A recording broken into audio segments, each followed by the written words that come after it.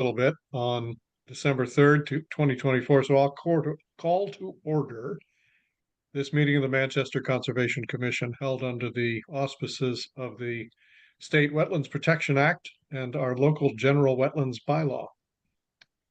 We are here tonight to protect the wetland resources and to serve our neighbors.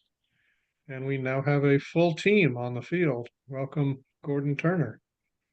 Hello.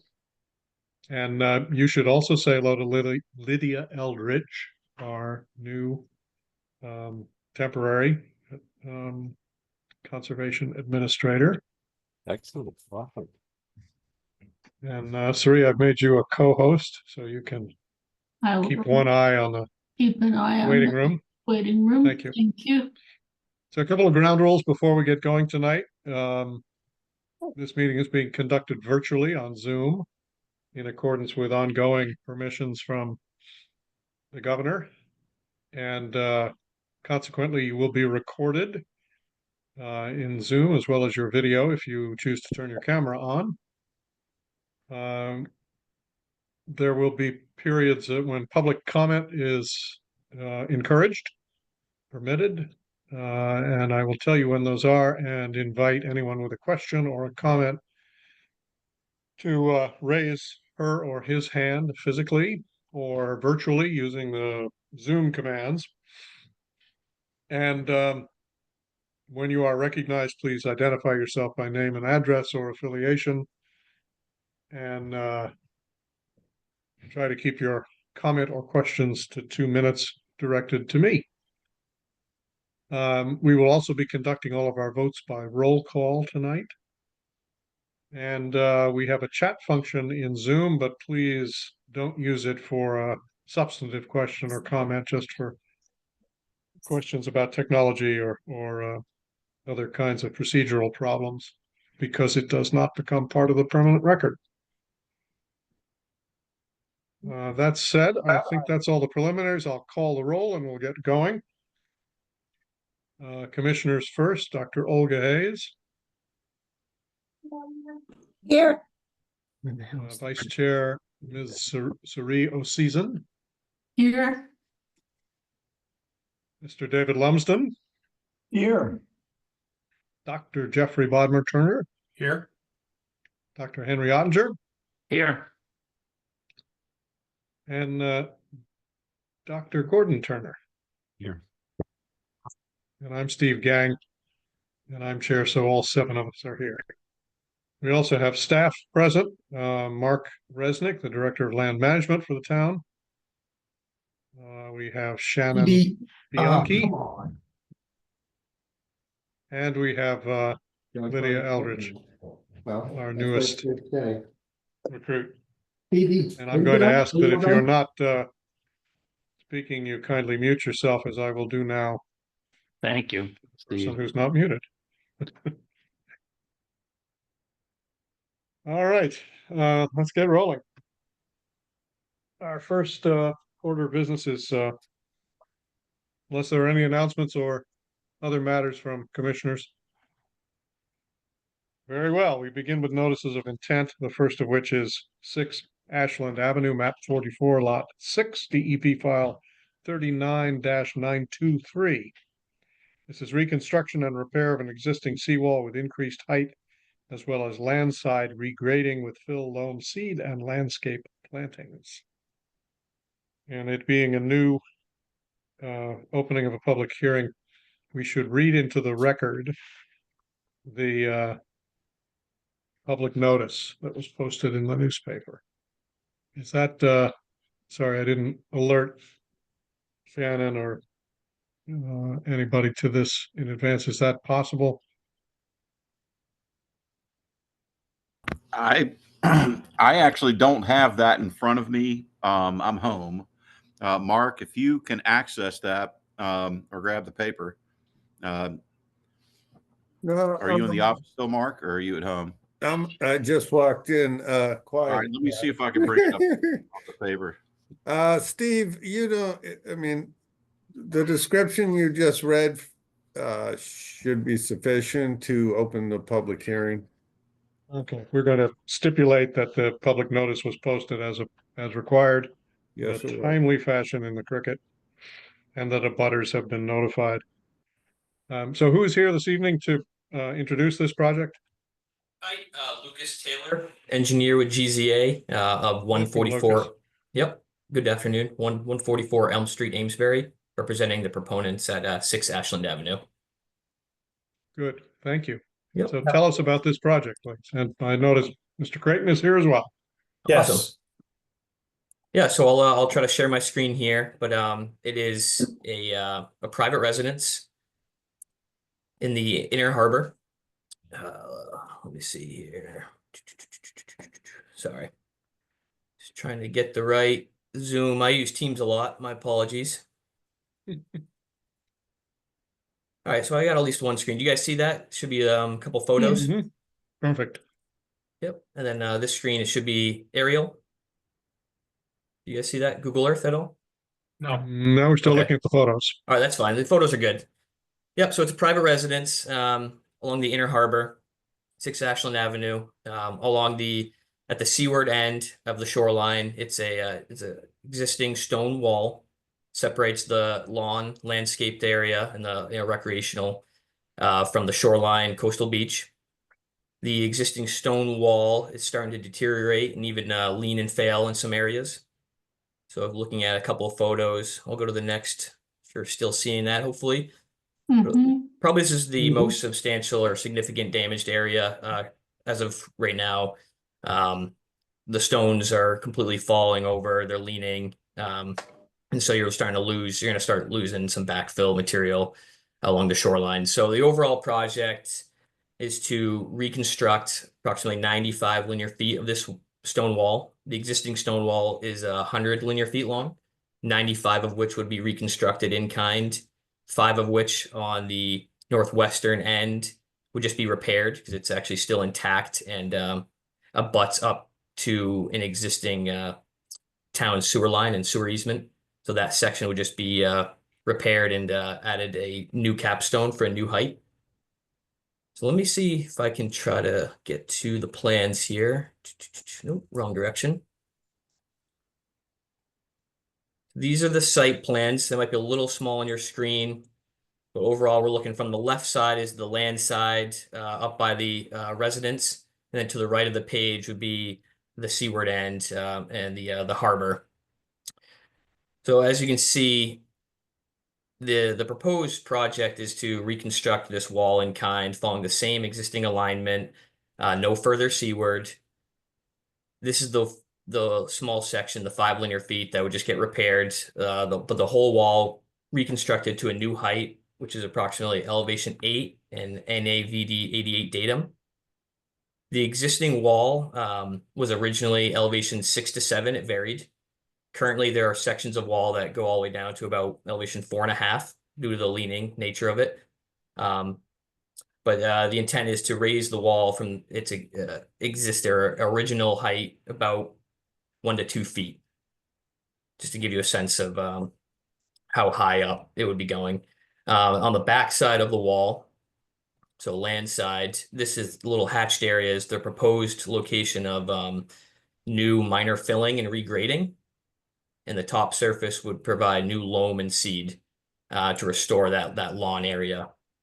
And then on this, let's call it the southeastern corner here, there's an existing sewer manhole. And there's a small section that we're proposing to put in new landscape plantings to tie into actually an existing planter bed, to kind of continue that planter bed up and around into this corner between the two properties.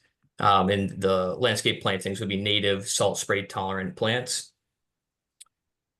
Let's see. So the new wall is proposed as a stone masonry construction. Let me see if we can scroll down, get you guys a typical cross section. So it follows the standard MassDOT geometry for a stone masonry retaining wall. It's 18 inches wide at the top. And due to the nature of the wall and design, it is larger below grade. It's wider. It's about 4 feet wide at the bottom of the wall. It's proposed. But the top of the wall width wouldn't change. The same caps, 18-inch wide, 18-inch capstone. On the back side, this regrading is really just to tie into the existing high point, which is about 25 feet landward of the seawall, where there's a large existing tree there. So that's kind of the high point, you could say. So tying that high point to a very slight pitch down to the shoreline for the new wall, just to regrade this area, provide a little bit flatter slope, restore grade, and finish it off with loam and seed besides that one corner, which would be proposed as a landscaped planter area. Let's see. The proposed plantings is about 175 square feet, but there are, like I said, I think it's worth mentioning, there's approximately 875 square feet of existing landscaped area. So let me just kind of scroll back up. All along this property line is landscape plantings. Same thing on the other property line, except for behind the studio building, but right around the studio building, there are some planted areas as well. The proponent has, made a strong effort to maintain a lot of this natural native plantings, but they do want to maintain lawn recreational space and access to their gangways and floats as well. It should be also worth noting that it's a little hard to see, a lot of lines going on, but if you follow my cursor, hopefully you can see that there's an existing town sewer line with a sewer easement coming right through the property, land side of the wall. So the project's been designed to rebuild or reconstruct the existing seawall, but to also maintain the seawall in a way that this line won't be disturbed during construction. The construction access would be through the property. It would be all landside equipment, nothing on the shoreline or the water, no barges needed. The temporary construction access paths, there's two options, one going from the paved driveway, or the other option with a butter permission would be out and around on the southern side and go through an access fence. So there's two options. Either option would work, and the access path would be restored upon completion. The perimeter of the work area, so all this landside grading, the seawall, and the access paths would all have temporary erosion and sedimentation controls, and then those would be removed upon completion, and all areas would be restored. So the intent is to do this work, not to just rip up the whole wall in one swing. The contractor would go in, work the tides, take out a small section down to grade, and start to rebuild in small sections. And the intent is to not do any in-water work, so all title dependent. So I guess I'll talk about a little bit about the resource areas. So obviously the shoreline area, seaward of the wall, you have the coastal beach area. The only real impacts is the temporary excavations in fronting the wall.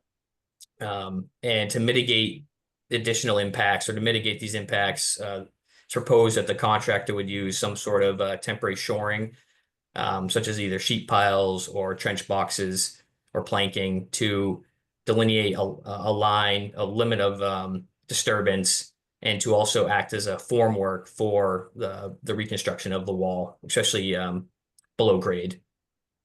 But this area would be restored upon completion, that small section in front of the wall.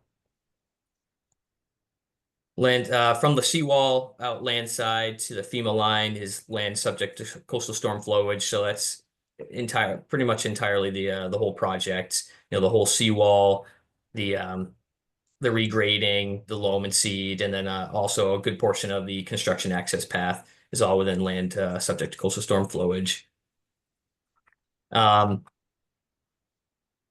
desire, I guess I'll just a couple more things. So the desire for the new height of the wall is a couple of things that drove that was to mitigate some of the impacts of flooding. Obviously, we're getting sea level rise, but also to mitigate potential impacts or reduce impacts of ice flows or debris flows that have happened in the past. The proponents have mentioned that there have been ice flows that have come up into the lawn and caused some potential damage. So raising the wall just a little bit, it's not going to eliminate eliminate that, but it will mitigate some of those impacts. Hopefully reduce any damages that could occur.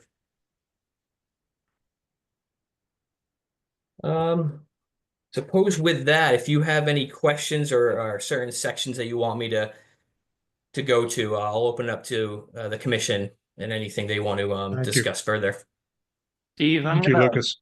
I'm gonna hold my questions for Lucas and propose that this looks like something I certainly would like to do a site visit for. And then hold questions to the next meeting if we could. Understood. That sounds good to me. Does anyone have a pressing question that needs answering before the site visit?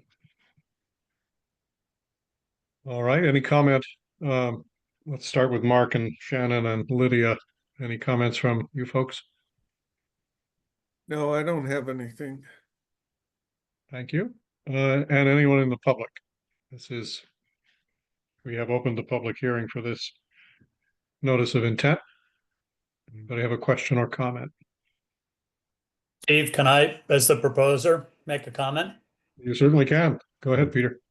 So really the intent of this is just to replace the existing wall. When I think oftentimes people mention a seawall, they think of, you all do this on a regular basis, but a 5 or 6 foot structure. And this is really quite small. Our boys, we have an 8-year-old and 10-year-old boy, and they love to just get down off the dock, and some of the stones began rolling over, and my wife and I were really just concerned about one of them being there with a friend and having one of the stones roll over onto their feet and or fall off and land on them. So that was really the driver for this. We have no, intent of creating any sort of massive something or really changing the landscape. We're just trying to stabilize and put back what was there. Was really the intent in all of this. So I think you all will see it on the site visit, but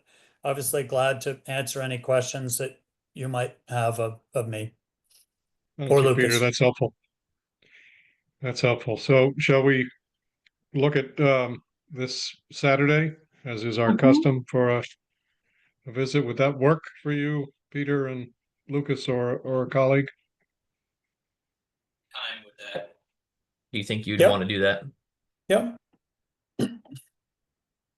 All right. 9:30, Saturday, the 6th, 7th. The 7th, yep, 7th. that's good for me. Yep. Why don't we say 9:30 9:30. at 6 Ashland Avenue? And should we just actually people can park in the marina parking lot, which is right next door, and walk in that way, or because parking on Ashland Avenue is a little dicey. Okay, Great. And then Okay. I'll move that we continue DEP 0390923 6 Ashland Ave to our next meeting. Thank you. Second, second, all those in favor, Sari, aye. Olga, Aye. Gordon, Aye. Henry, Aye. David, Aye. Jeffrey. I think that was an affirmative nod, and I will make that yes, it was a very affirmative nod. I'll make that unanimous. Aye. Thank you, Lucas. Thank you, Peter. We'll see you on See you Saturday at soon. 9:30. Great, Great. Thank you. So for the record, this is continued to our next meeting, which is December 17. All right, that brings us to another new notice of intent for 39 Coolidge Point Avenue, map 3, lot 27, DEP file 39-922. This is installing a prefabricated pool with associated pool deck and landscaping, and a portion of the work will occur within the 100-foot buffer zone to coastal bank. And we'll once again stipulate that this has been properly noticed in the cricket, and that abutters have been notified. Great, thank And you, and good evening. Bob, are you here? Griffin. Yes, there you are. Can you hear me? Yep, loud and Okay. clear. Go ahead. Thank you. Bob Griffin on behalf of the Swifts. I'm going to share my screen And I know, oh boy.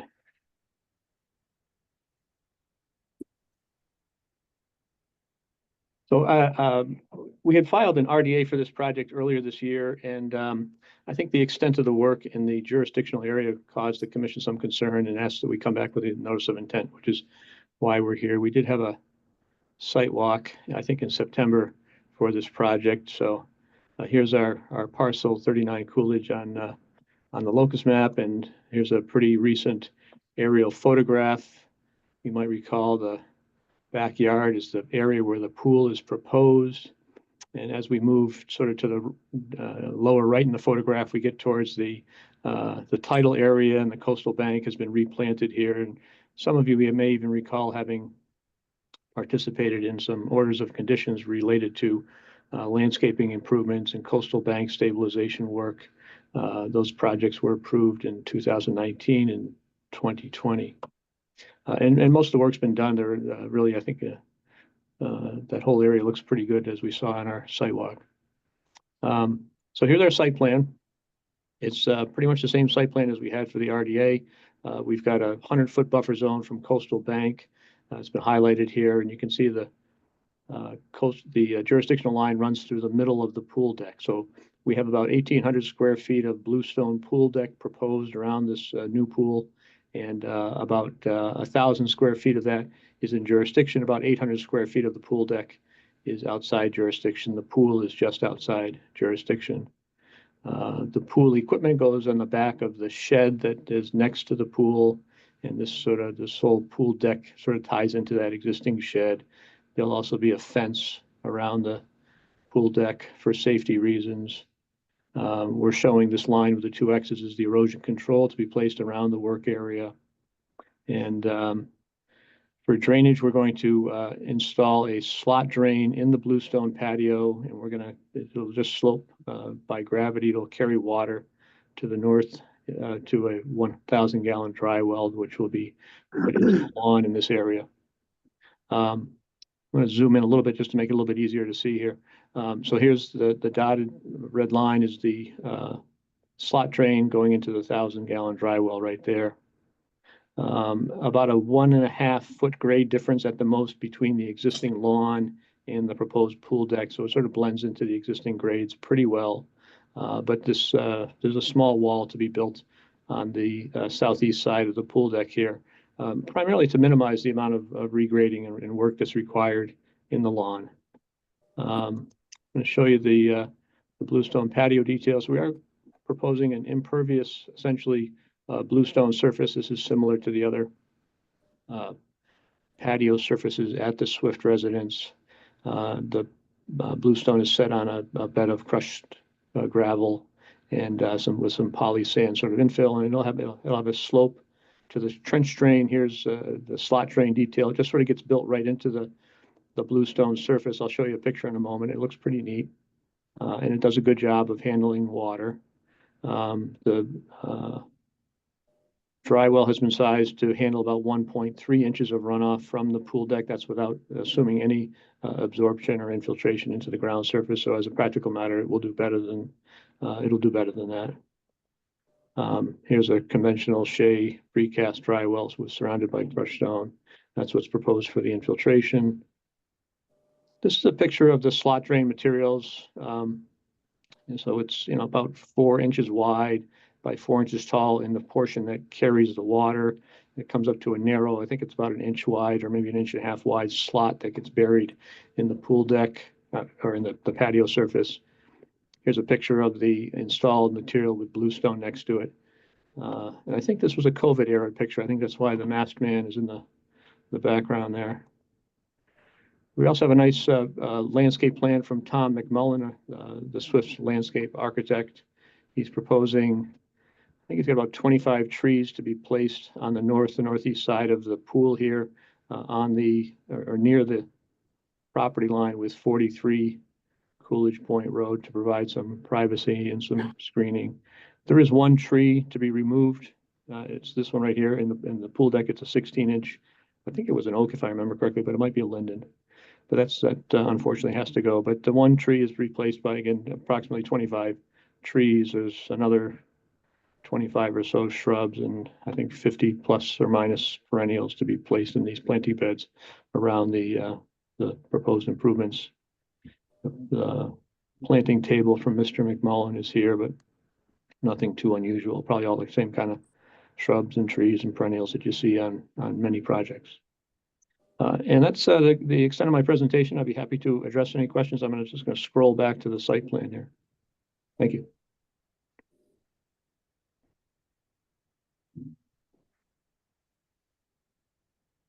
Sorry, I've been muted. Are there questions or comments from the commission?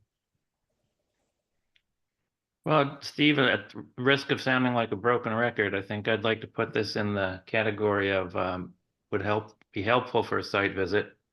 So maybe we can hold our questions and continue to the next meeting. How many of us have not seen the site in September? Yeah, Obviously not Henry. I recall having made this site visit. There have been some changes to the proposal since then, including a reduction in the number of trees being removed and such, but I'm all set in terms of seeing the site. Yes, as am I. I know Olga, you were there, and I was not able to go, so I'm happy to Gordon meet was up. not. That's Yeah. right. I don't recall seeing this site. David, were you there? I was there. I do remember the site. Frankly, we were looking at a different aspect of it. And if, since Saturday morning is convenient for me, I wouldn't mind doubling up on both sides just to refresh my memory. All right, I have no objection to a site visit if that'll be useful for 2 or 3 members of the commission. Yeah, it Any sounds like. it would comments be- or questions at this stage for Mr. Griffin? Anything from Mark or Shannon or Lydia? No. How about any comment? Shannon, go ahead. Oh, I was just saying no. Oh, Sorry. okay. Thank you. Any comments or questions from the public on 39 Coolidge Point Avenue?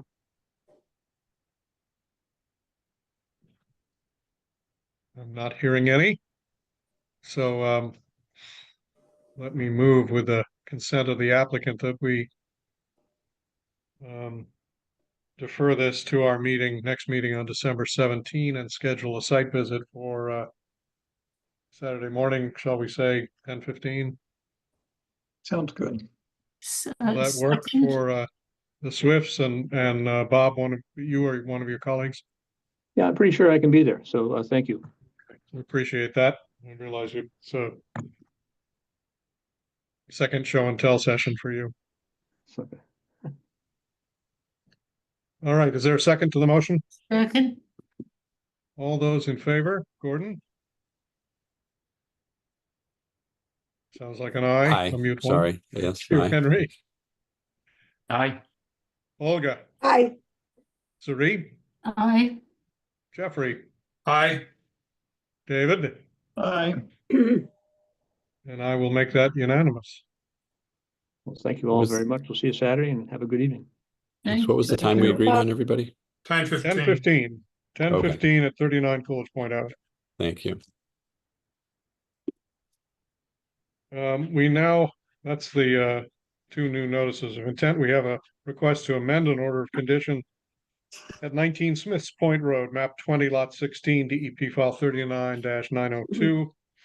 SPR nominee trust. This was a demo and reconstruction project, and the portion that's jurisdictional involves reconstruction of proposed carriage house and site improvements. Who's here this evening on behalf of this? Good evening, Jay Plackards with Hancock Associates. So I'm representing the applicant and their amendment to an order of conditions. Do you mind if I share my screen? Do not. Go ahead, please, Jay. Okay, so can everyone see this? Yes. Okay, so this is the plan that was before or a an amendment to the plan that was before the commission, that was back in March. So the proposal was for the demolition and rebuilding the Bluff Cottage, in its place, the demolition and rebuilding of the main house and the carriage house. And both the carriage house and the main house, we pulled outside of the 100-foot buffer zone. So the project's been under construction for the last few months, and during that time, the owners hired an arborist to maintain and protect all the existing trees on site. During that time, the arborist noted that this tree right here was close to the proposed carriage house, and that it needed to shift a few feet. So because of that, we are looking to shift the carriage house 4 feet to the east. The east was really the only direction we could go with it due to ledge, the root system, and the zoning setback lines. So now this building has a corner of it within the 100-foot buffer zone to the coastal bank. It's 4 feet into it. It's 22 square feet total. The project as a whole has a net reduction in building and impervious area of 1,300 square feet within the buffer zone. We think that this is a very minor change, and it will help preserve a large mature tree. Sounds like a win. Yeah, sounds good. Questions or comments from the commission? That sounds good to me. Good. Any comments from staff? Or from the public? Comments or questions about 39 Smiths Point Road? 19. 19. Sorry, 19 Smiths Point Road. Hearing none, commission ready to vote. Yes. Yes. Yep. All right, let's hear a motion.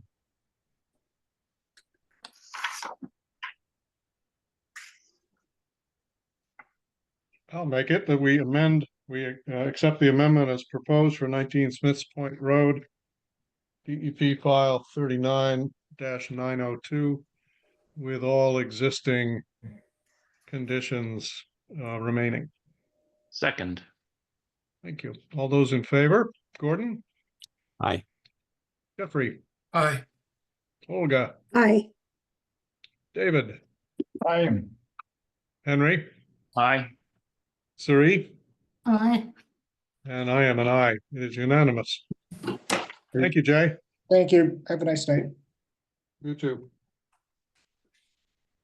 Moving right along to some RDAs. Requests for determination of applicability. The first is 43 through 76R Raymond Street, constituting Gray Beach. The homeowners of Magnolia Beach, sorry, official name. This proposes cleaning of beach seaweed with a tractor and a beach rake, as has been done previously. Who's here tonight for this? Crickets. Well, I have not spoken to anybody about this. Mark or Shannon or Lydia, has anybody briefed you on this effort? Hello, Steve, this is Shannon. I had talked to Miss Dunn, I guess it was possibly last week, and she said that she may actually have a conflict with attending the meeting. So that's all I know. Okay. Well, that being the case, I'm going to move that we continue this RDA to December 17. Is there a I'll second. Thank you. All those in favor, Suri, Aye. Jeffrey, Aye.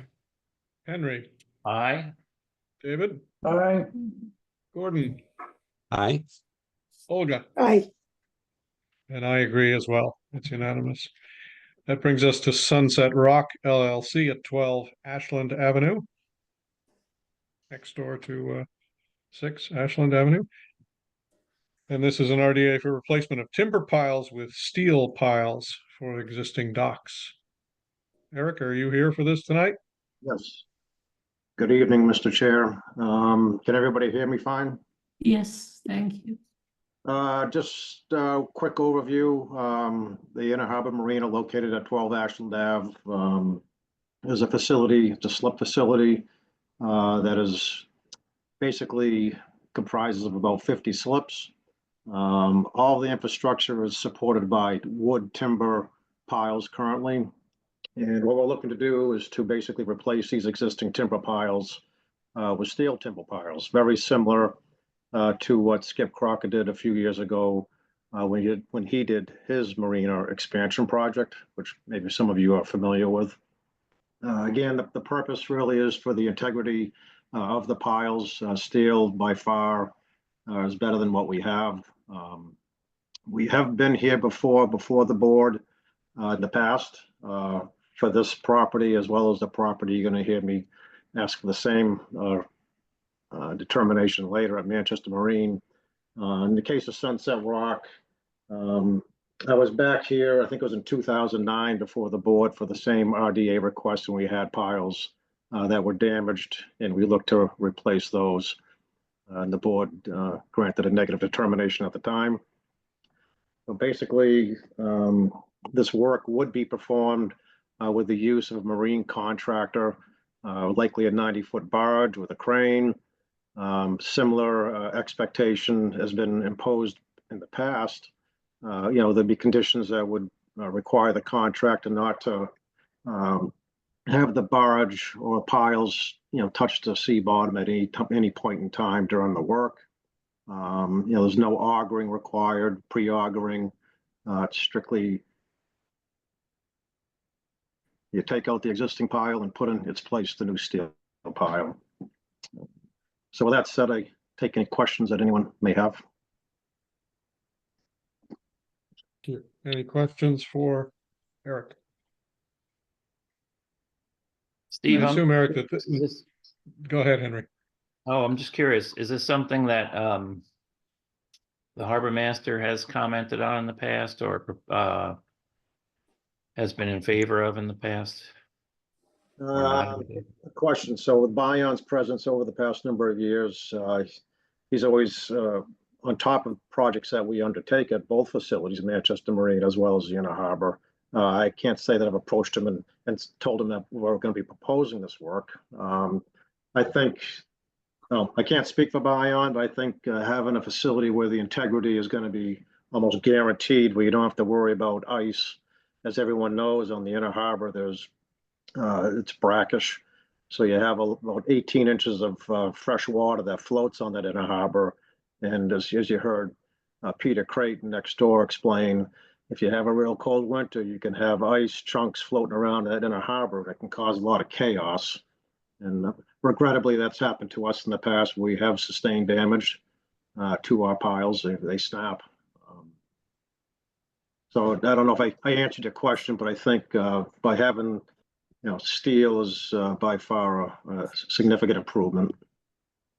We have heard Bayon advocate for steel piles, which are in use at Tux Point, and also are going to be in use for the new facility for commercial fishing at Morse Pier.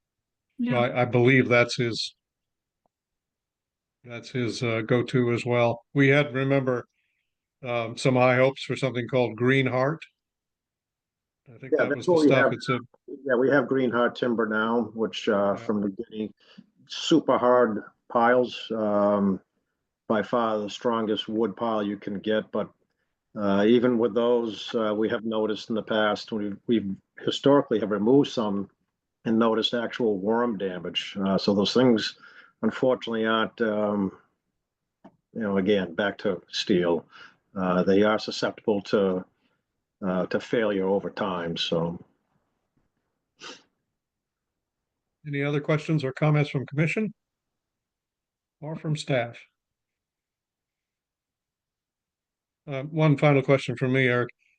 To replace existing piles, will you be hammering, vibrating? What's the mechanism for getting that new piling to seat properly? So the setting, well, the removal of the pile would be a vibrate. They vibrate out. The installation of the new pile, I've seen different examples where they've vibed them in, but I've also seen them driven in. I can't answer the exact means and methods that the contract would use at this time, unfortunately. In other words, is it gonna be a pile driver is what you're probably asking. The noise that goes with that, I understand. But I More can't, disturbance to the I don't bottom know. as well. Yeah, I cannot answer that, Steve. I just don't know at this time. I think you'd prefer to see them vibed in, obviously. Yeah, we've usually, with smaller projects, private residents, docks and piers, we've stipulated that they be vibrated, not hammered or jetted. This is probably a somewhat larger project, particularly when you combine Manchester Marine. What time of year will the work be done? Ideally between January, February is the window of time. Again, you start drifting into March, the season's right upon you. So ideally January, February timeframe. Any questions or comments from the public on piling replacement and the Inner Harbor Marina?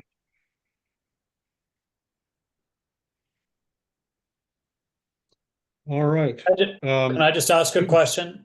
Steve, Please. I, being a direct abutter, I am in favor of this, but I'm just curious, Eric, if the pilings are increasing in diameter or height quite a bit from what's there? No, Peter, good question. So the diameter is going to be similar to what's there now, which is 12-inch. Okay, great. diameter. Now, but you hit it. You hit it on the head, though. Part of the ideal situation for us is going to be to extend the height of these. As we know, with the sea level rise that's been going on over the past 10, 20 years, we would ideally be elevating probably from the average height that you see out your window, probably a few feet, maximum. Yep, those are not instant crowd pleasers, as we've discovered at Tux Point. But the logic is very sound. If they're going to last that long, then they ought to accommodate sea level change. No, that's true. Thanks, Eric. You're welcome. All right. Anybody want to propose a motion? Are we ready for that? Steve, I think that we need to clarify what method is going to be used. Yeah, I'm gonna propose that when we condition, Jeff. We'll condition by, vibe it in. I think we can condition it to vibe, and if that turns out to be a hardship of some sort, you can come back to us and say so. Fair enough.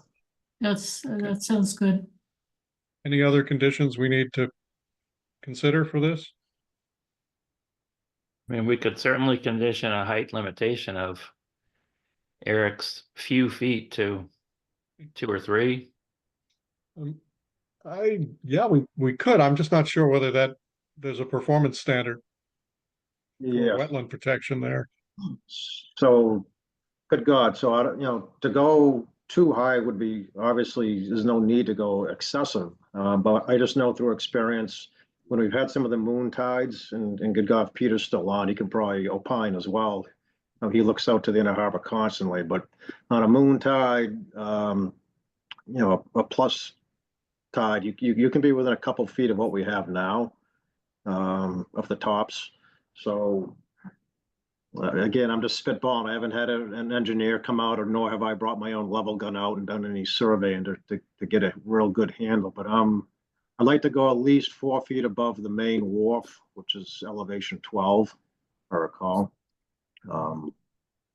But if that's something that you really need to have a hard answer on this evening, I got to get back to you as to what the final tip elevation would be.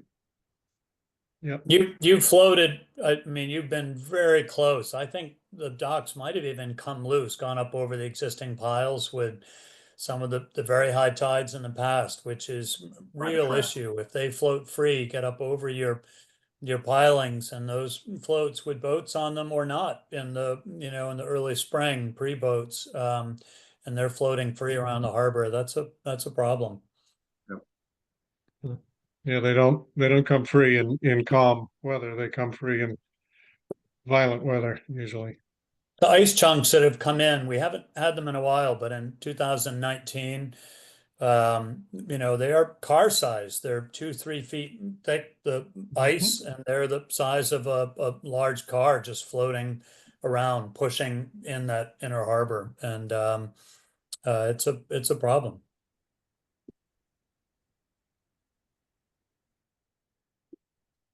All right, so, Steve, it's just kind of odd to me that the height is not a specification of the proposal.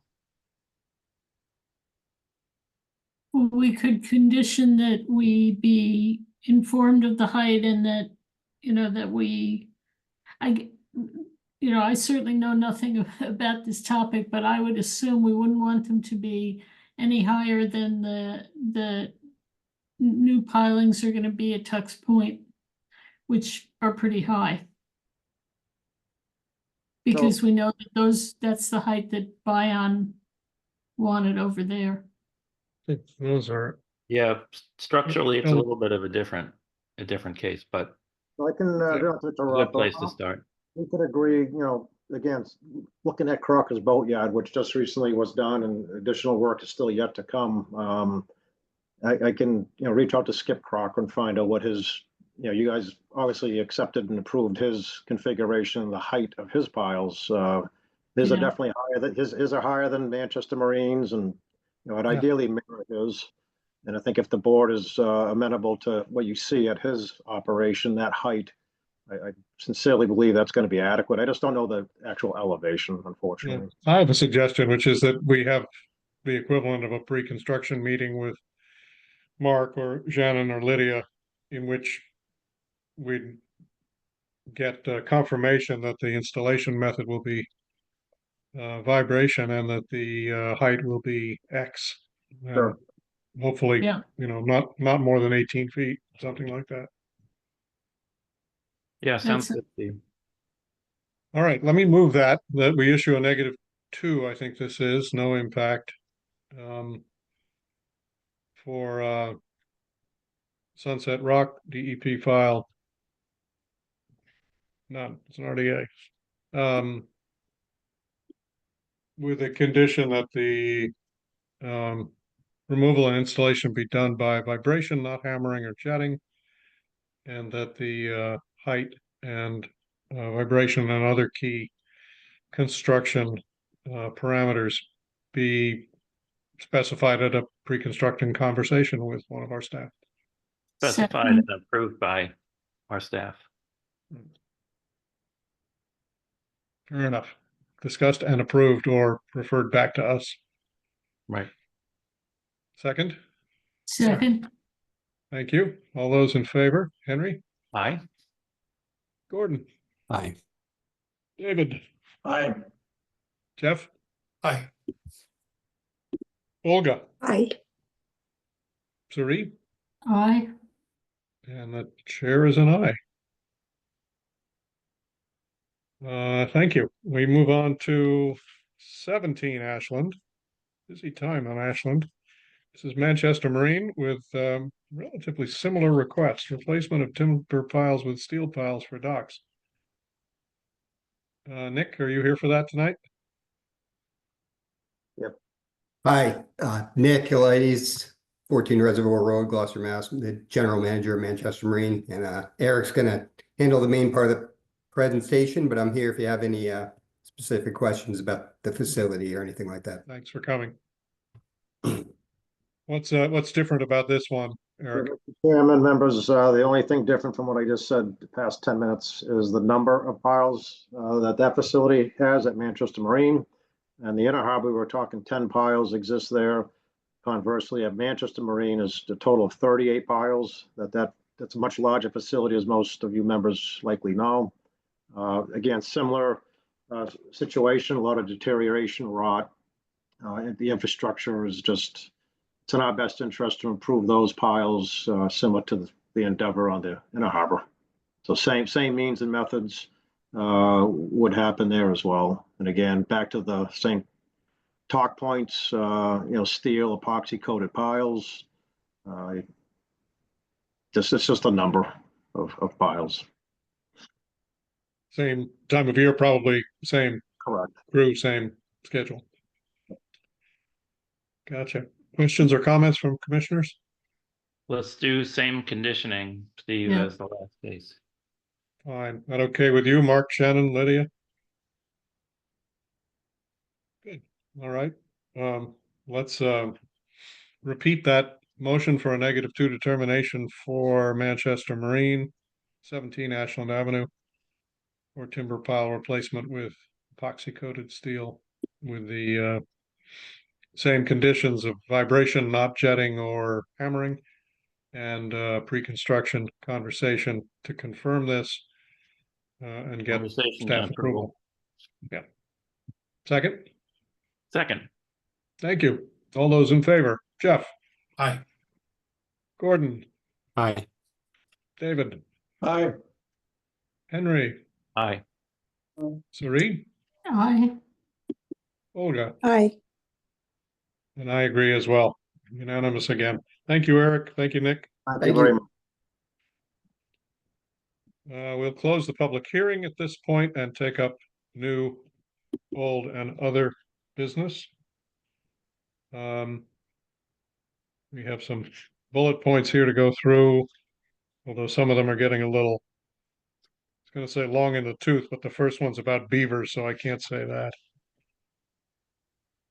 But is there anything new about beaver obstructions in Cedar Swamp? I know that there's been a lot of changes in terms of the situation with the office, and I'm just wondering where we are with the proposal that we requested from Beaver Solutions for an overarching plan for Cedar Swamp. Okay, Shannon, have either of you been in touch with No, we haven't Mike Egan? been in touch with anybody at this point to put a plan together. Maybe we can take that load off your shoulders if there's someone on the commission who's willing to make a phone call to Mike Egan and or who's the other guy, Callahan. I mean, we can I didn't realize, but we can follow up on that. What's the other guy's name? Mike Egan or? It's John. I thought it was Mike. John? All right. Maybe it is Mike. Sorry, I'll get you the name. I think it's Mike Callahan. I think it is Mike Callahan and John Egan. That could be right. There goes my memory. But in any event, you Google Beaver Solutions and they will Right. come up. Right. Okay. And they know who we are because they're under basically annual contract to maintain the protectors and the beaver deceivers and levelers and things like that. Okay. Was this request put to them already? Unclear. Kristen said she had, but got no response. So I'm not quite sure. Okay. Because Mike Callahan, if that's his name, is usually pretty responsive.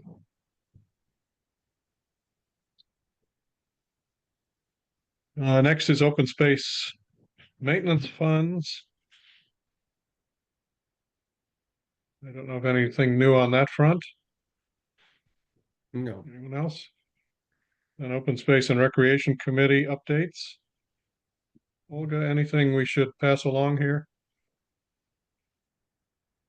Not really. We don't have anything conclusive yet on the parking. Don't know. Although the survey is underway. Yes. Of all things on a Sunday, the last Sunday was when the surveyor was out there. Apparently these guys are overloaded with work. But that will include a wetlands delineation, which I think may have been flagged. I saw some yesterday when I was walking around. Yeah, the wetlands are flagged. Good. So that'll be the basis for some more thoughtful design possibilities.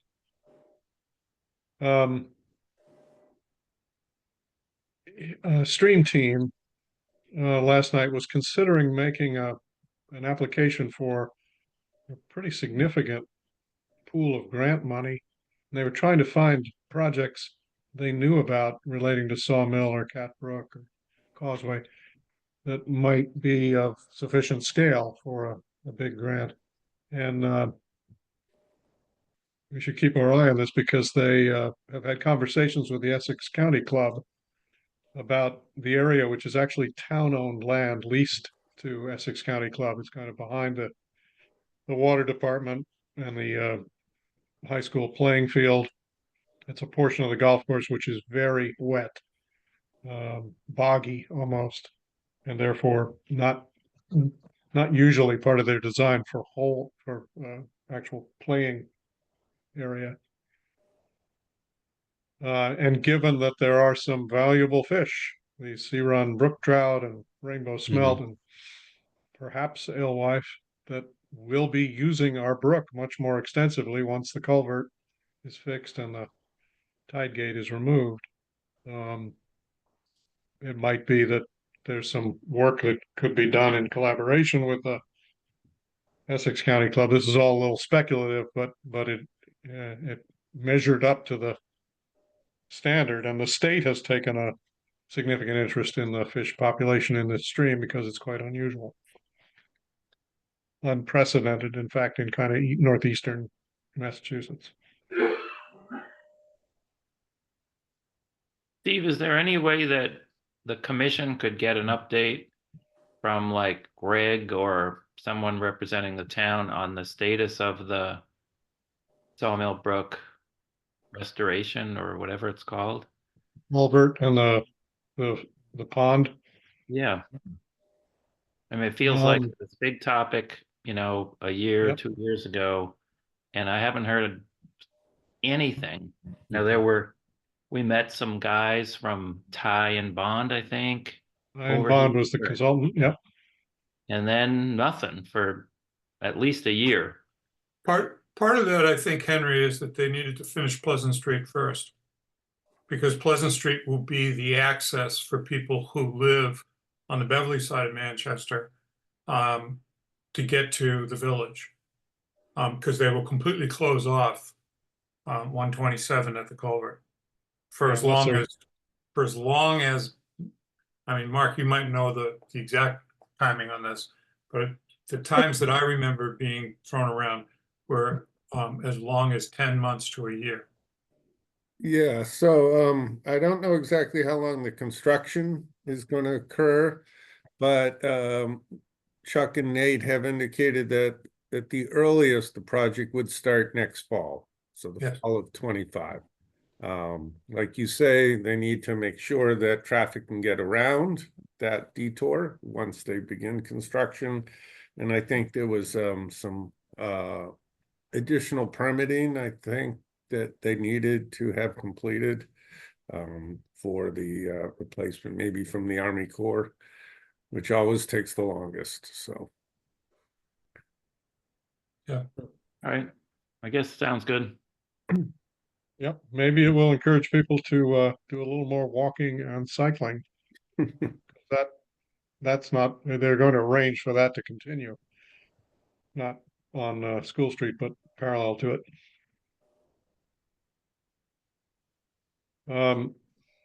Also on digital access for commissioners is next, and my understanding is that's still in process. Aim is to put us up on SharePoint as people who can read the documents intended for the meeting, as Mark is doing with Planning Board and ZBA. So that'll probably won't happen until January. There's a lot of cleanup and organization that needs to happen to the existing set of files that are there. There's years worth of stuff that needs to get sorted and organized. And then so once that's done, then we'll be able to get access there. Here's a quick question. Does everyone have a town email? Or not? None of us do. None No, of you do. Okay. not at all. So I'm gonna have to find out, you need a town email in order to access it or not.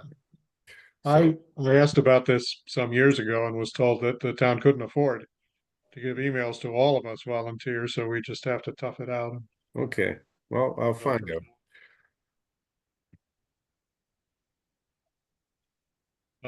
Can I ask Yeah, a question about that Mhm.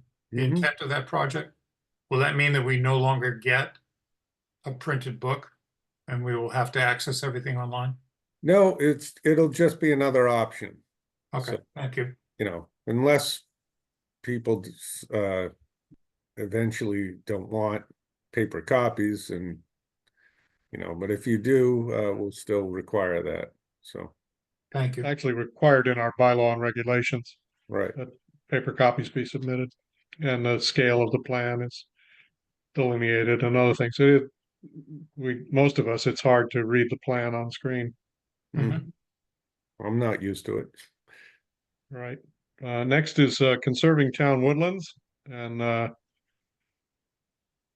apropos of that, not exactly the same subject, but it appears as though Greenbelt is going to succeed with support from the town and lots of other sources, conserving the rest of the so-called De Normandy property, which starts at Dexter Pond and goes right straight through Long Hill and into Gloucester and up to Mount Ann, which will be quite something. Steve, is there a clear path from Dexter's Pond over to the reservoir? Have you and your dog done some? No, there's a derelict path that parallels the railroad tracks from the hill above Dexter Pond up to the bridge that crosses over into where there used to be the Magnolia train station and the other conservation properties there. And that would be probably the easiest way to get from Dexter Pond directly. Most everybody goes on the other side of Colburn Road and enters at any one of the 4 little turnouts that exist there. Once you're in that trail network, you can walk out to Forks, which will take you, you know, up the east branch of Cat Brook all the way to Dykes Pond and to Mount Ann. It's a lovely walk, and you can easily do 10 miles in a big loop, which I used to do when my dog was younger and more fit. I, of course, could easily continue doing it, but it's for her benefit that I don't do it any longer. It's a lovely spot, and Greenbelt fully intends to maintain these trails, to mark them better, to create better trailhead signage, and with the help of DPW, some better parking off Colburn. So there's good access to it. Open Space also is moving along with a plan to work with DPW to put trailhead markers on Pine Street, Pleasant Street, School Street, around Eagle Head, so that people driving by will know that it's possible to take a walk in the woods at any of those spots, and you can park to access the trailhead. So that should be an improvement as well. The other issues about town woodlands are coming along. Mark, you've been doing a bunch of work to map out kind of what I know, Jeff, you've taken a stab at some point. I've tried to figure out what remaining parcels, particularly in Western Woods, are owner unknown versus town or MECT or other identified private owner. It's not just the owner unknown, it's also the town owned but unconserved. Right. Those are the ones that most concern me, and it's not a straight line, it turns out, to proposing that those be put under conservation protection. There is some interest, as Mark can explain, in holding on to them for swapping with existing areas that have existing conservation restrictions. So it'll of course have to go through the state legislature.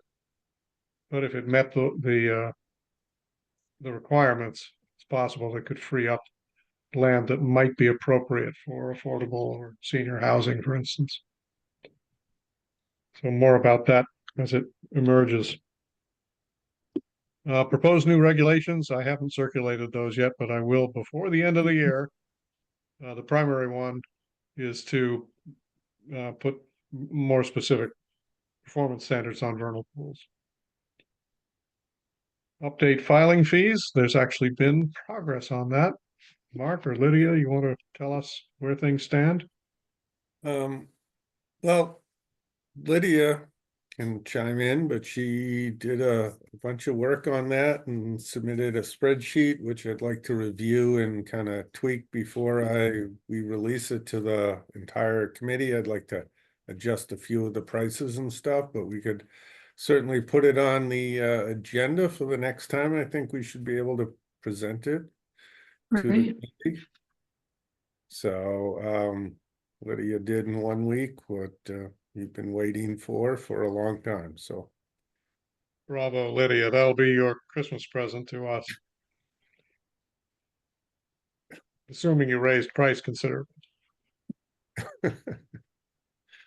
The last item here is knotweed on Pine Street. I don't know that there's anything new on that. Anyone know anything? I do have a question though about 68 Pine Street. Did the polite letter go out? Because obviously I didn't see the owner come to this meeting as was requested in the polite letter.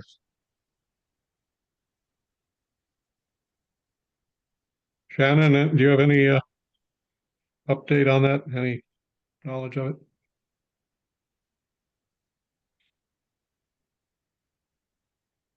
Evidently not. Well, the draft is still in your hands.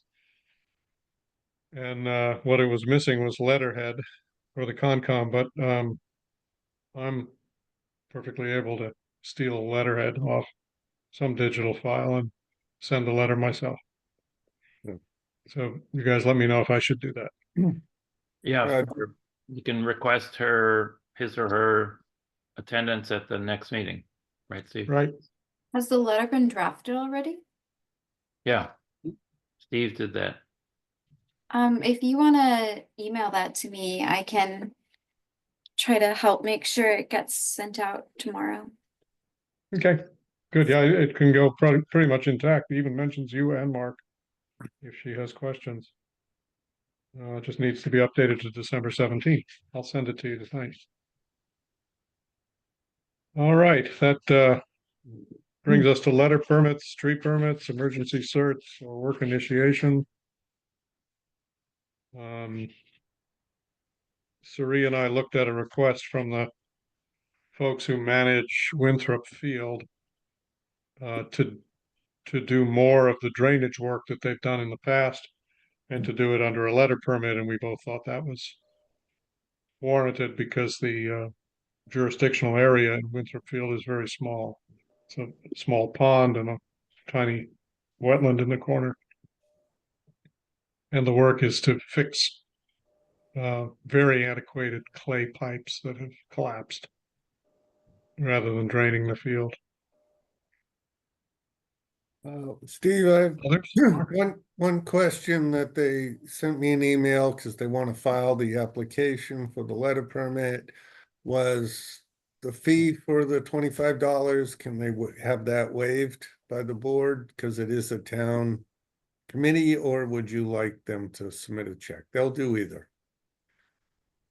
We generally don't charge any municipal, governmental, or mass transit applicants. Okay. So I think that unless anybody on the commission thinks otherwise, that's probably the right approach. Oh, I think you're right, and I think that's the way we should go. Typically, any applications from government bodies, the fees are waived. Right. Thank you.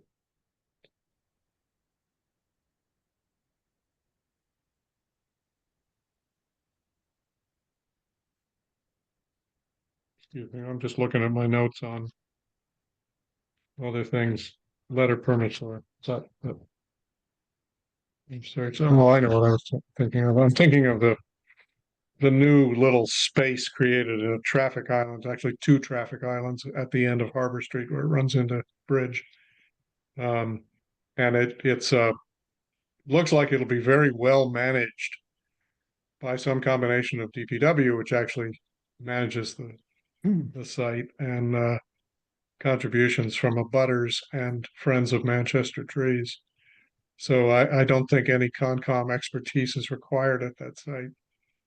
It was marvelous to have all that brain power and talent and energy converging on such a small piece of Yeah. ground, but it can be quite a nice demonstration site for Chuck Dam has in mind a low mow, zero irrigation kind of ground cover, and Friends of Trees would like to put some street trees on the street ends of it. And everybody's aware you don't want to create another hazard from limiting visibility as people try to pull out or into the street, as Jeff pointed out last time. That's all I have. Anything else from anybody not envisioned when we made the agenda?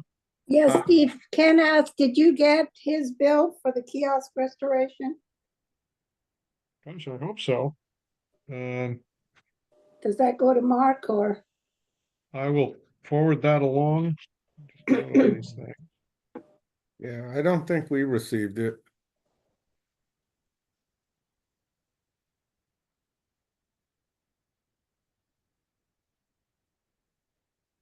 Yeah, apologize to Ken if I didn't either find that or send it along. Well, confirm once you find it and you've sent it along. I'll tell I'll him. copy him. Okay. I do have one other thing, Steve. So I'm putting the budget together for next year for a combined planning, zoning, a land use department, which combines planning, zoning, and conservation. So it has, the salaries, which are for Shannon, Lydia, not myself. And then I've combined all the other expenses for things like postage, mailing, office supplies, etc., into one category, to those, combine the three boards into one number. And I've increased them somewhat based on what I expect we will spend going forward. But I was wondering if there is any special projects that the commission would like to propose into next year's budget that, wouldn't be covered by your small revolving fund or something along those lines that you would like to add in for something. So we do have an issue with whatever comes from Beaver Solutions for an overall plan regarding the Cedar Swamp area. And we've been drawing money to cover for beaver projects out of a fund that does not get replenished. And it's starting to drift down. I think it's down around $10,000 now. I had suggested to Greg some months ago that we'd appreciate replenishing that with at least $10,000, envisioning a survey study by Beaver Solutions and then some stages of additional work we don't normally have. And that's before we find, more beavers doing more construction, which they seem to be good at. So that's one for sure. Anybody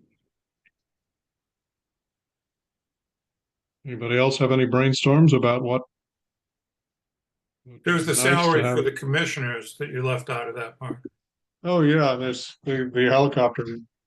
Yeah, I doubled your salaries. Oh, thank you. That's easy. No, Very that- generous of you. Now we need to get overtime too. Well, I don't know. I'll have to negotiate with Greg on that. Yeah, not as long as Henry's on the commission, we're not gonna have overtime. Well, let's put our mind to it to see what we can come up with for Mark. I'm sure there's something. Yeah. I'm not sure there's money, but you Right. can at least propose things, you know, we'll put it down as professional services for the Concom, for the study. You know, and if there's some other things and then the finance committee can debate what they approve, or if they don't approve it this year, at least it's been in front of them and they're aware of it as a project that needs at some point to be funded, so. Mark, we're not laughing at you. You just seem to be putting this dog to sleep. I think Henry's sending us a message. Yes. Yeah, Make the I motion. think it is time. Well, I have to Okay. just acknowledge, this is the first time in my experience anybody's asked us if we'd like some more money to do some more work, some more stuff. And I appreciate that, even if it doesn't come to anything. Thank you. Okay. Okay. I Olga, second- you're Yes, I move that we adjourn. second. Second. Thank you. Oh, I hear a wave of acclamation. Our Oh. dog is, she's up. Thank you all. Thank you. Thanks, everybody. Right. See Well you on done. Saturday at 9:30. Yes, See you Okay. then. See you then. Yeah. Thank you. and Bye. Bye. thank Bye-bye. you.